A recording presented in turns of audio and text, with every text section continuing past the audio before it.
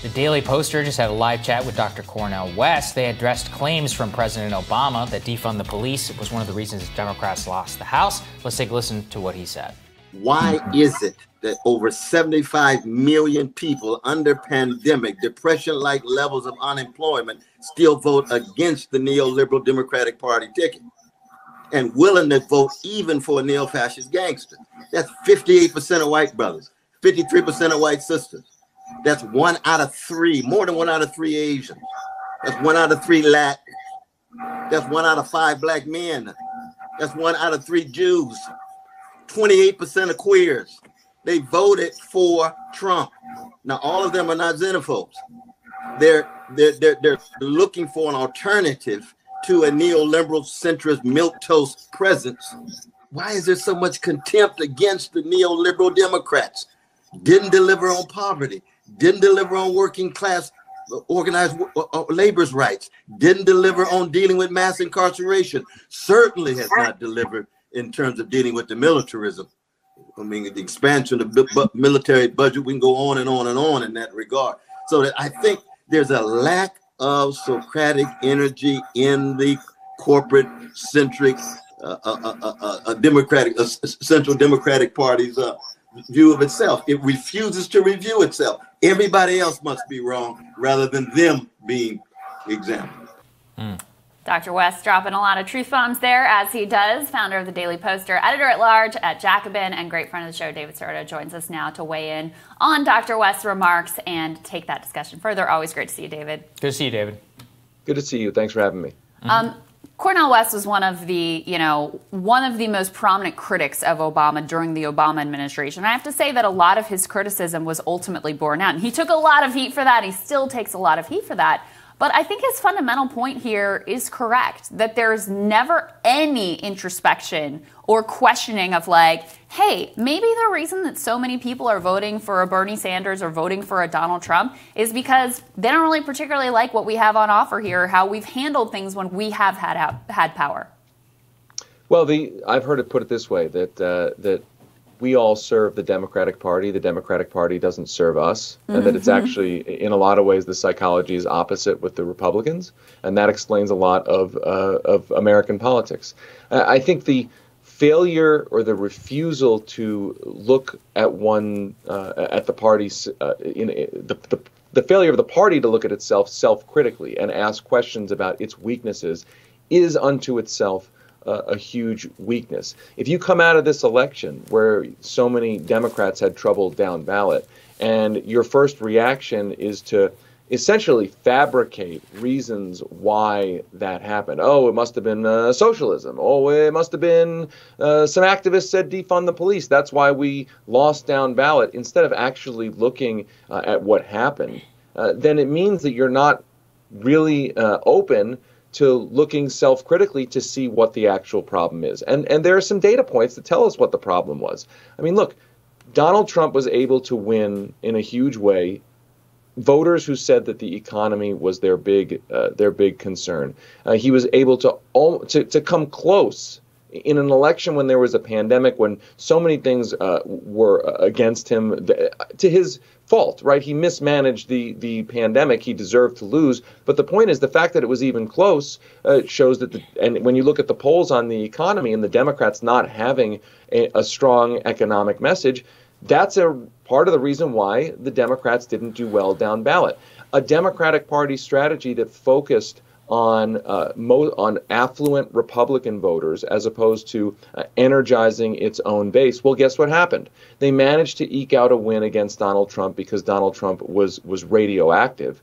But those Republican voters also then down ballot voted Republican. So the strategy of focusing on affluent Republicans instead of on the base, a strategic problem for Democrats down ballot. And then, as Dr. West said on our live chat with the Daily Poster, not delivering, or not even in many ways fighting, looking like you're fighting to deliver on real economic issues, again, doesn't necessarily motivate as well your voters to turn out for you. So the Democratic Party has to ask those questions if it's going to actually fix those problems.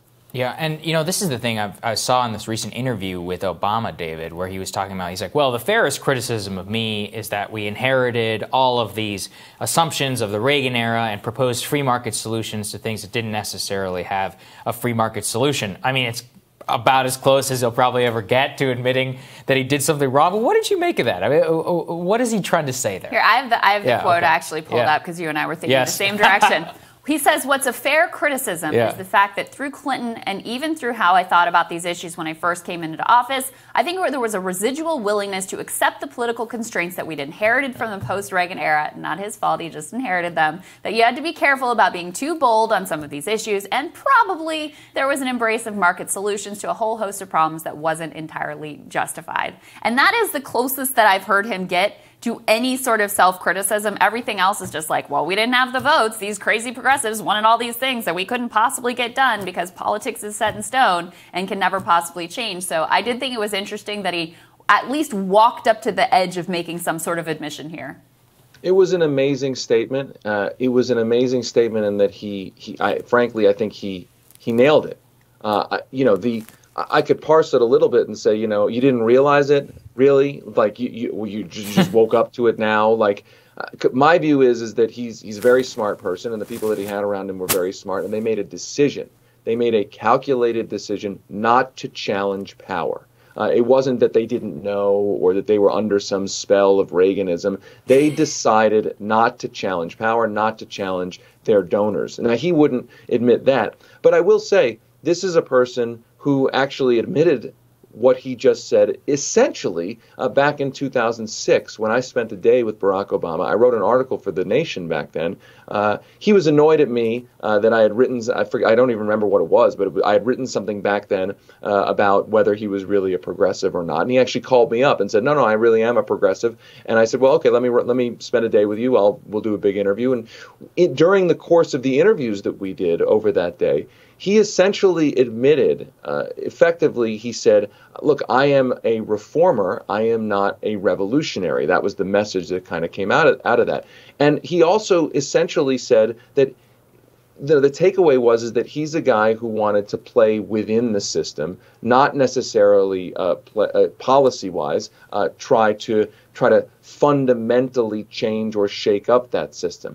And so the comments that he just made allude to that kind of ethos, that he accepted the paradigm, the ideology that was put on him, rather than seeing himself as, or the moment that he was coming into the White House as a moment of potential transformative change, which is such a tragedy because he came into office with such a mandate, with so much power in terms of moving public opinion, and with Democratic majorities in the Congress. Yeah, that's right. And David, I guess, I used to have the more charitable view of the Democratic Party that, when they screwed up, they're well-meaning, they just have these like blind spots, and, the system is kind of like screwing around with what they're able to accomplish. And now my view of this lack of ability to do any self-reflection, I guess I view it as more malign and more intentionally malicious of like, no, it's not that they couldn't see it. Like, it's not that Obama couldn't have, cast off the spell of Reaganism. It's that they don't want to, because this is actually the ideological agenda that they're committed to and that has enabled them to rise to power. So they don't want to engage in that self-reflection because they don't want to change, and they don't want to cede any ground to a left that they see as very challenging in terms of their own sort of career and money ambitions.